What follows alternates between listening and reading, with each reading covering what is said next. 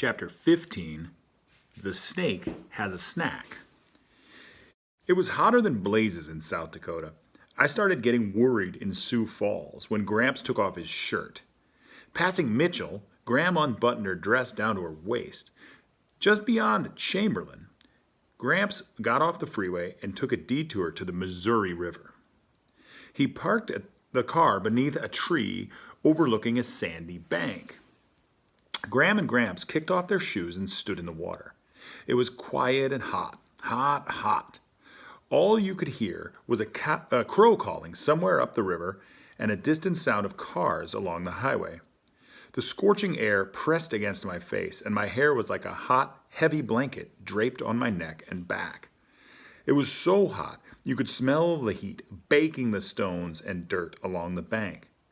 Gram pulled her dress up over her head, and Gramps undid his buckle and let his pants slide to the ground. They started kicking water at each other and scooping it up and letting it run down their faces.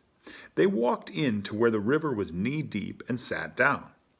"Come on, Chickabiddy," Gramps called. Gram said, "It's delicious."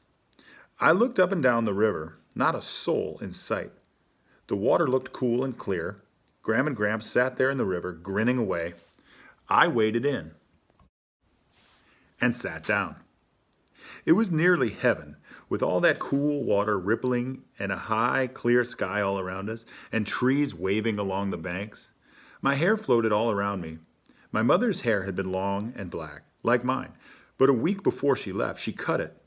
My father said to me, "Don't cut yours, Sal. Please don't cut yours." My mother said, "I knew you wouldn't like it if I cut mine." My father said, "I didn't say anything about yours." "But I know what you're thinking," she said. "I loved your hair, sugar," he said. I saved her hair. I swept it up from the kitchen floor and wrapped it in a plastic bag and hid it beneath the floorboards of my room.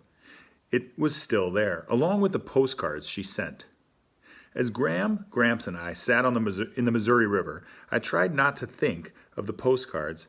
I tried to concentrate on the high sky and the cool water. It would have been perfect except for that ornery crow calling. "Caw, caw, caw."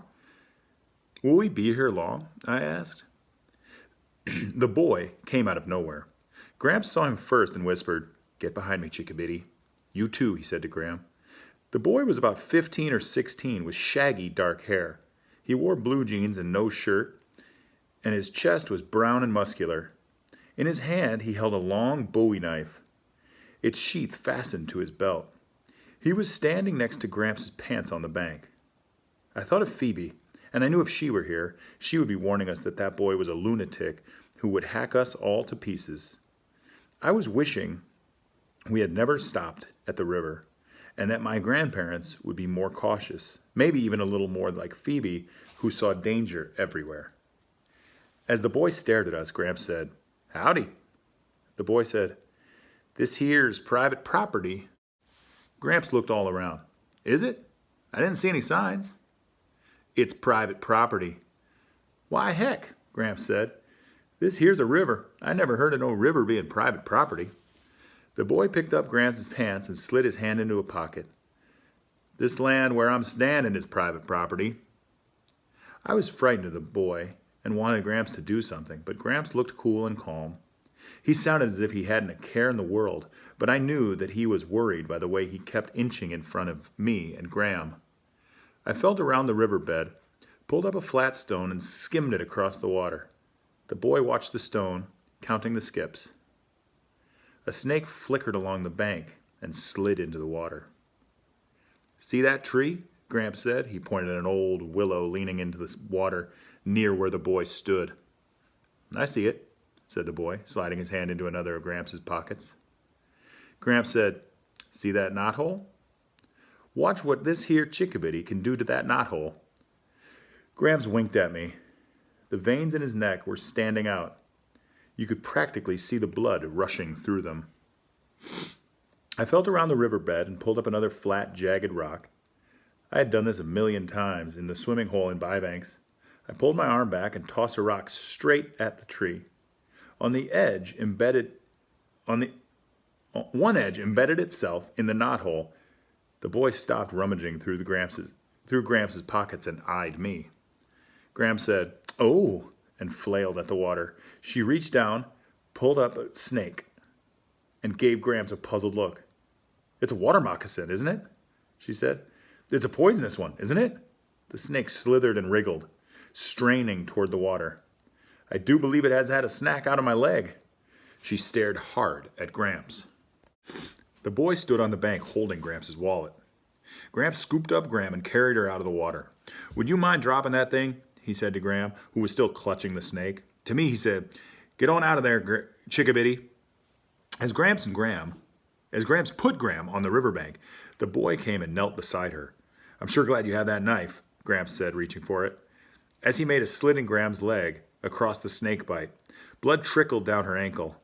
I grabbed Gram's hand as she stared up at the sky. Gramps knelt to suck out the wound, but the boy said, "Here, I'll do it." The boy placed his mouth against Gram's bloody leg. He sucked and spit. Gram's eyelids fluttered. "Can you point us to the hospital?" Gramps said. The boy nodded as he spat.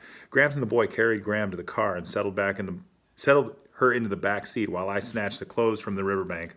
We placed Gram's head on my lap and her feet on the boy's lap, and all the while the boy continued sucking and spitting. In between, he gave directions to the hospital. Gram held onto my hand. Gramps, still in his boxer shorts and dripping wet, carried Gram into the hospital.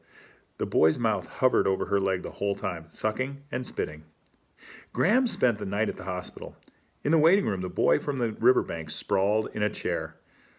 I offered him a paper towel. "You've got blood on your mouth," I said. I handed him a $50 bill. "My grandfather said to give you this. That's all the cash he has right now. He said to tell you thanks. He'd come out himself, but he doesn't want to leave her." He looked at the $50 bill in my hand. "I don't need any money," he said. "You don't have to stay." He looked around the waiting room. "I know it." He looked away and then said, "I like your hair." I was thinking of cutting it. "Don't." I sat down beside him. He said, "It wasn't really private property." I didn't think so. Later, when I went in to see Gram, she was all tucked up in bed and looked pale and sleepy. Next to her, on the narrow bed, Gramps was lying on top of the covers, stroking her hair. A nurse came in and made him get off the bed. He had, by now, put his pants on, but he looked a wreck. I asked Gram how she was feeling. She blinked her eyes a few times and said, "Piddles." Gramps said, "They must have given her something. She doesn't know what she's saying." I leaned down and whispered in her ear, "Gram, don't leave us." "Piddles," Gram said. When the nurse left the room, Gramps climbed back on top of the bed and lay down next to Gram. He patted the bed. "Well," he said, "this ain't our marriage bed, but it will do."